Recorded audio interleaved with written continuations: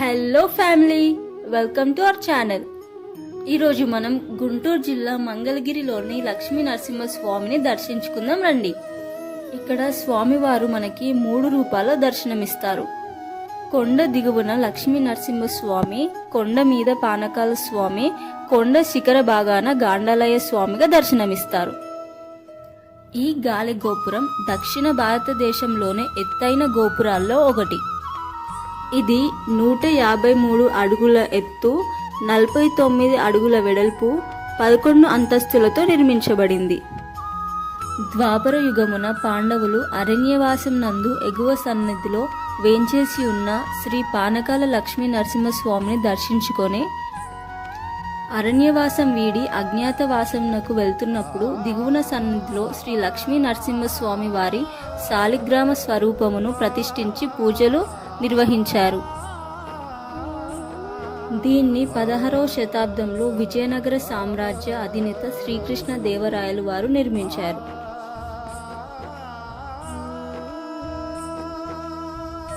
ఇప్పుడు మనం టెంపుల్ లోపలికైతే వచ్చాము.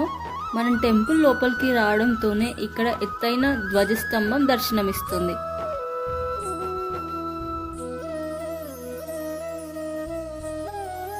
ఇక్కడ చాలా ఉపాలయాలు ఉన్నాయి. అందులో గరుడాల్ వారి దేవాలయము ఒకటి. ఇది స్వామివారి ఆలయానికి ఎదురుగా ఉంటుంది. స్వామివారికి ధనుర్మాసే మందు వైకుంఠ ఏకాదశి ఉత్సవాలు చాలా ఘనంగా జరుగుతాయి. రండి, మనం లోపలికి వెళ్ళి స్వామివారిని దర్శించుకుందాము.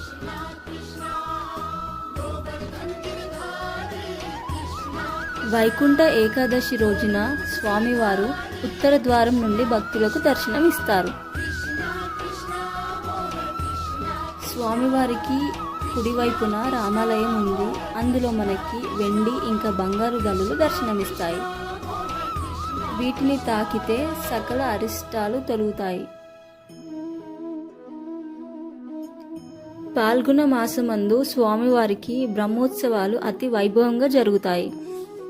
అలాగే పాల్గొన పౌర్ణమి రోజున స్వామివారికి దివ్య రథోత్సవం జరుగుతుంది. వీటినే మంగళగిరి తిరునాళ్ళు అని కూడా అంటారు. ఈ వీడియోలో లక్ష్మీ నరసింహస్వామి గురించి తెలుసుకున్నాం కదా. మరో వీడియోలో పానకాల స్వామి విశేషాలతో మీ ముందుకు వస్తా. ఇలాంటి మరిన్ని వీడియోస్ కోసం మన ఛానల్ని సబ్స్క్రైబ్ చేసుకోండి.